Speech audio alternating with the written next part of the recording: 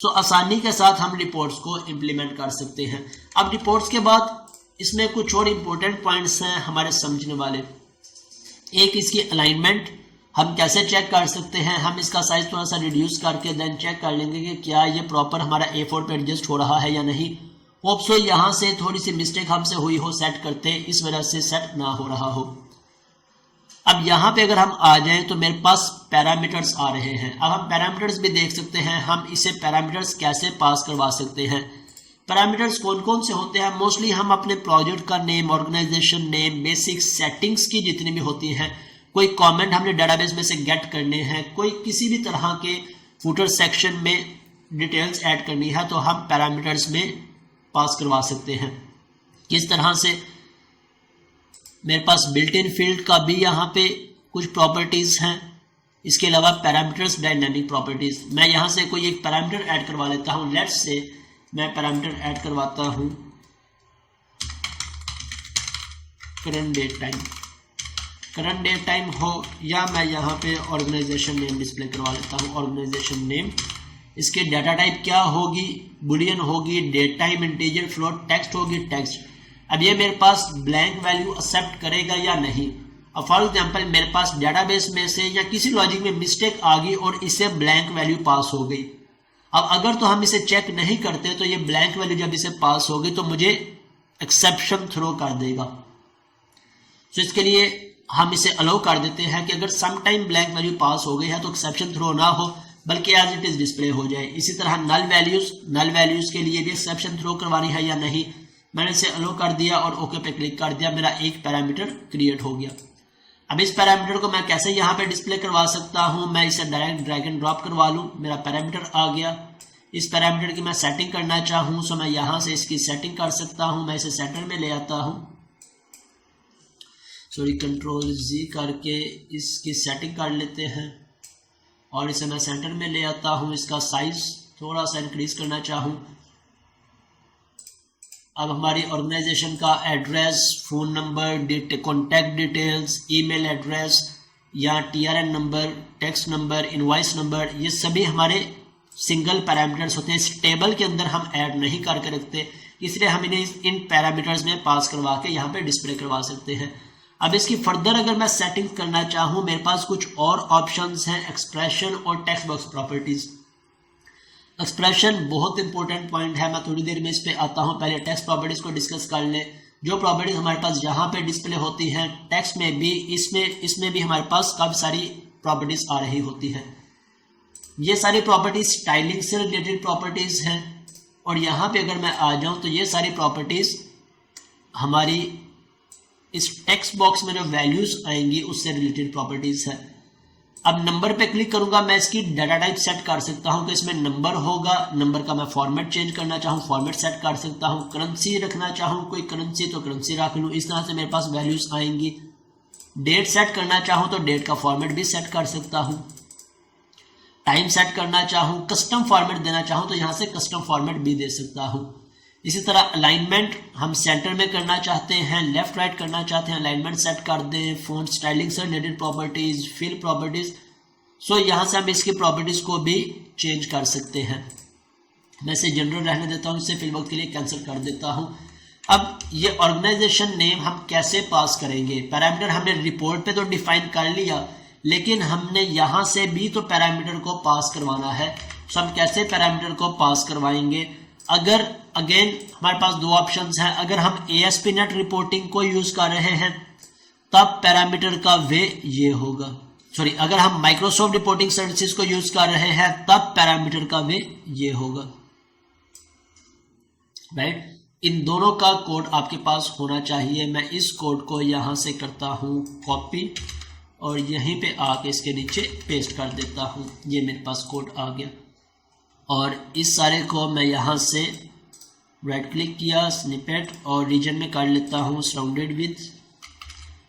ये मेरे पास ASP.NET code dot reporting assembly means अगर मैं इस असेंबली को यूज़ करूँगा तो इस कोड को यूज़ कर रहा हूँगा, अगर माइक्रोसॉफ्ट की असेंबली को यूज़ करूँगा तो ये मेरे पास कोड है। अब इसमें देखिए रिपोर्ट को चेंज करने का वे डिफरेंट है, रिपोर्ट पैरामीटर्स का वे डिफरेंट है, थोड़ा सा डिफरेंस होगा। अगर हमें कॉन्सेप्ट क्लियर है कि ये 4 पैरामीटर्स पास करवाने हैं, हम आसानी से पास करवा सकते हैं।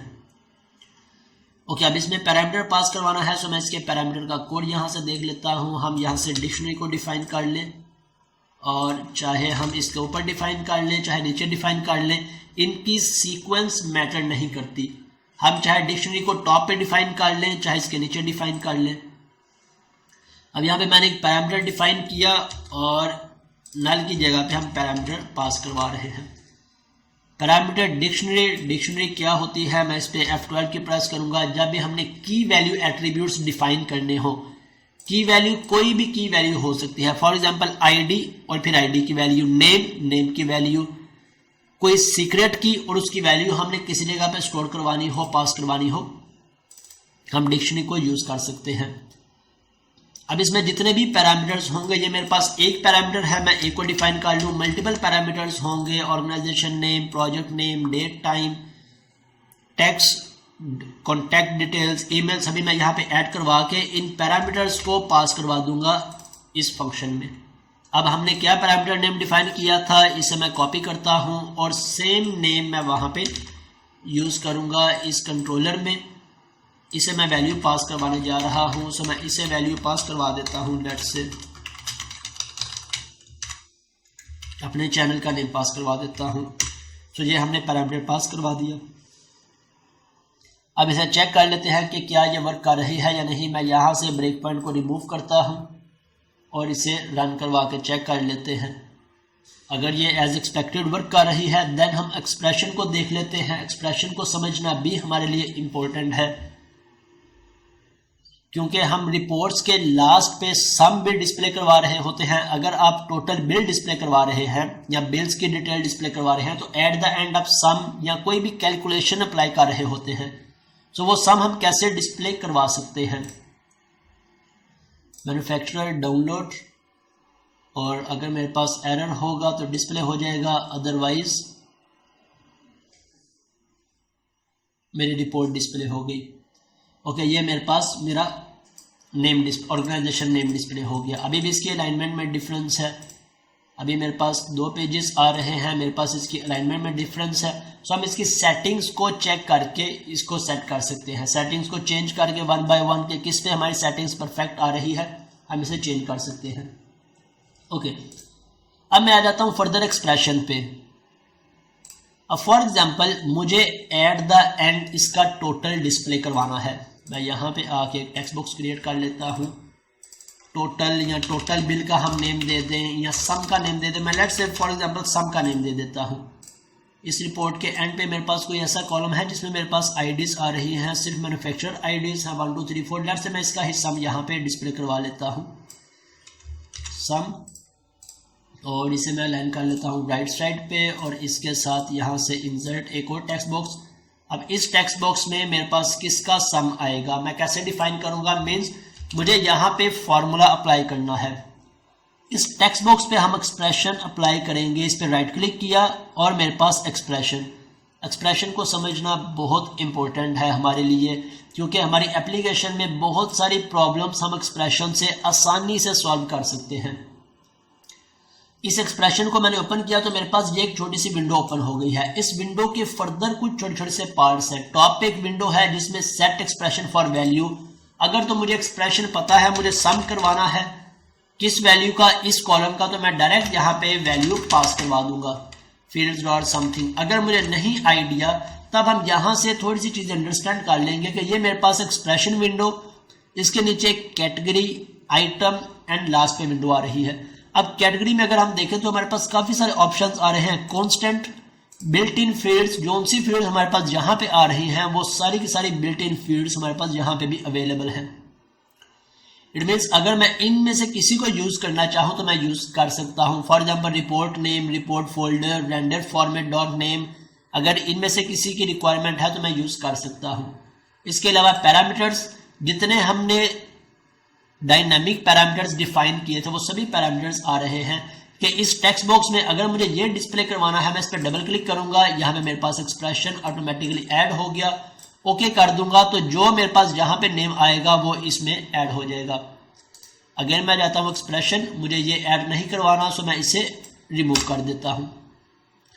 देन फील्ड्स कोई भी नहीं है। डाटा सेट पे आ रहे हो तो हमारे पास एक डाटा सेट है डीएस मैन्युफैक्चरर और इसकी सारी की सारी आइटम्स।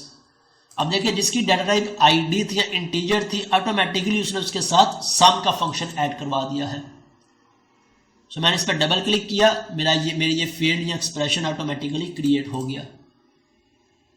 अगर मैं नेम को ऐड करना चाहूँ, नेम भी ऐड हो गया, एड्रेस ऐड करना चाहूँ, एड्रेस भी ऐड हो गया। मैं इन सबको रिमूव करता हूँ और सम पे डबल क्लिक किया, मेरा सम ऐड हो गया। किसका? मैन्युफैक्चरर आईडी का। मैं इसे अगेन रिमूव करता हूँ। हम इसके कुछ और प्रॉपर्टीज को अंडरस्टैंड कर लेते हैं। वेरिएबल्स, मेरे पास कोई भी वेरिएबल्स नहीं है। ऑपरेटर्स कौन कौन से हैं हमारे पास? Arithmetic operators, comparison operators, concatenation. जिस भी ऑपरेटर को हम यूज करना चाहें, इट मीन्स इतने सारे ऑपरेटर्स देके हमें एक और पॉइंट समझ में आ गया कि हम इस पे कोई भी लॉजिक अप्लाई करना चाहें, कोई कंडीशन अप्लाई करना चाहें तो आसानी से कर सकते हैं। हमारे पास प्लस माइनस के ऑपरेटर्स भी हैं, लेस देन ग्रेटर देन के भी हैं, कॉन्कैटिनेशन के भी हैं, बिट वाइज भी हैं, देन बिट शिफ्ट के भी हैं। ओके, फर्दर मैं फंक्शंस को एक्सपैंड करता हूं। हमारे पास कौन कौन से बिल्ट इन फंक्शंस हैं जो हम इस पे यूज कर सकते हैं। First of all text functions. जितने भी फंक्शंस हम सीक्वल सर्वर में सिर्फ टेक्स्ट पे अप्लाई कर रहे होते हैं, वो सभी फंक्शंस यहाँ पे भी यूज कर सकते हैं। For example format, currency, left, right, trim, replace, ये सभी के सभी फंक्शंस हमारे पास सीक्वल में भी अवेलेबल हैं, C# में भी अवेलेबल है, इसी तरह रिपोर्ट में भी अवेलेबल है। हमने अपर केस में कन्वर्ट करना हो, लोअर केस में कन्वर्ट करना हो, L case, R case, L trim, mid, replace, ये सभी फंक्शंस हम यूज कर सकते हैं। डेट टाइम के फंक्शंस, हमने कन्वर्ट करना हो किसी भी स्ट्रिंग को डेट में, या हमने डेट ऐड करनी हो, डेट डिफरेंस फाइंड करना हो, डेट पार्ट ऐड करना हो, मिंट, मंथ, और ये सभी के सभी फंक्शंस हम यूज कर सकते हैं। देन मैथ के कुछ फंक्शंस हैं, इंस्पेक्शन फंक्शंस हैं। हमने चेक करना हो is nothing means is null और नॉट। अगर हम किसी भी पैरामीटर पे कंडीशन अप्लाई करना चाहें कि अगर जिस तरह हम चेक करते हैं कि if value is not null then do this, otherwise do this, तो इसके लिए हम इस नथिंग को यूज कर सकते हैं। हमने चेक करना हो कि स्ट्रिंग डेट है या नहीं, इस डेट का फंक्शन है। न्यूमेरिक चेक करना हो कि वैल्यू नंबर है या नहीं, इस न्यूमेरिक का फंक्शन है। इसी तरह एग्रीगेट फंक्शन, ये मेरे पास एग्रीगेट फंक्शन। अब यहाँ पे हमारे पास सम का फंक्शन आ रहा है। हमने सम किसे करना था? इस मैन्युफैक्चरर को। तो मैं इस पर डबल क्लिक करूंगा, मेरा सम ऐड हो गया, राइट। जिस पे भी मैं डबल क्लिक करूंगा वो मेरे पास एक्सप्रेशन उतना ऐड हो जाएगा। मुझे रोज काउंट करनी है, काउंट का फंक्शन यूज करना है, सो मैं यहां से उस फंक्शन को यूज कर सकता हूं। इसी तरह फाइनेंशियल के फंक्शंस हैं, कन्वर्जन फंक्शंस है, integer to string, string to integer, boolean, character, so ये सभी फंक्शंस हम यूज कर सकते हैं रिक्वायरमेंट के अकॉर्डिंग। अब सम क्या आएगा? मुझे वैल्यू पास करनी है। वैल्यू कहां से आएगी? मेरी डाटा सेट में से। मैंने डाटा सेट को सिलेक्ट किया और किसका सम निकालना है? मैन्युफैक्चरर का। मैं यहां से इस पे क्लिक कर दूं तो ऑलरेडी इसने सम को ऐड किया है, सो मैं इस सम को रिमूव कर देता हूं। सो इस तरह हम यहां से एक्सप्रेशन को क्रिएट कर सकते हैं। हमने लेस देन ग्रेटर देन को ऐड करना हो वो भी ऐड कर सकते हैं। हमने किसी के स्टार्ट पे कॉन्कैट करना हो डॉलर सिंबल, हैश सिंबल, कोई भी करेंसी का सिंबल, सो हम ऐड कर सकते हैं। किस तरह कॉन्कैटिनेशन का फंक्शन अवेलेबल है। अब मैं इसे ओके कर देता हूं। अब यहां पे मेरे पास एक्सप्रेशन ऐड हो गया। क्या कि इन सब का सम डिस्प्ले करवा देगा। अब इसे मैं बोल्ड करना चाहूं, साइज इंक्रीज करना चाहूं, फॉन्ट फैमिली चेंज करना चाहूं तो स्टाइलिंग हम कर सकते हैं। सो ये इस रिपोर्ट से रिलेटेड कुछ बेसिक पॉइंट थे। अगर हमें ये पॉइंट्स अंडरस्टैंड है, रिपोर्ट को पैरामीटर्स पास करने का प्रोसेस अंडरस्टैंड है, रिपोर्ट की बेसिक अंडरस्टैंडिंग है, तब कभी भी रिपोर्ट हमें कंफ्यूज नहीं करेगी। हमें प्रॉब्लम सिर्फ आएगी असेंबली को ऐड करते। जो असेंबली हम ऐड कर रहे थे डिपेंडेंसी, इन असेंबलीज की हमें प्रॉब्लम आएगी। या इसमें रिपोर्टिंग को ऐड करें या हम माइक्रोसॉफ्ट की असेंबली को ऐड करें। सो अगर आपके पास ये वर्क कर रही है देन आपका ये कोड होगा। अगर आपके पास ये वर्क नहीं कर रही तब आपका ये कोड होगा। छोटा सा कोड है, आसान सा कोड है। अब इस कोड को हम चाहे इस कंट्रोलर पे ऐड करना चाहें, हम प्रोडक्ट कंट्रोलर पे ऐड करना चाहें, रिकॉल पे ऐड करना चाहें, अनाउंसमेंट पे ऐड करना चाहें, हमें पता है हम आसानी से ऐड कर सकते हैं। सिर्फ हमारा एक पाथ चेंज होगा और एक डाटा सेट। बाकी अगेन हम एक डाटा सेट क्रिएट कर लेंगे, फिर उसके बाद रिपोर्ट क्रिएट कर लेंगे। इसी तरह से मीन्स ये सभी के सभी स्टेप्स अगेन इंप्लीमेंट कर लेंगे। एक डाटा सेट क्रिएट किया, देन रिपोर्ट क्रिएट करके उसे डाटा सेट बाइंड करवा दिया, देन फंक्शन डिफाइन कर दिया रिपोर्ट को रेंडर करने का, तो हमारी रिपोर्ट इंप्लीमेंट हो गई।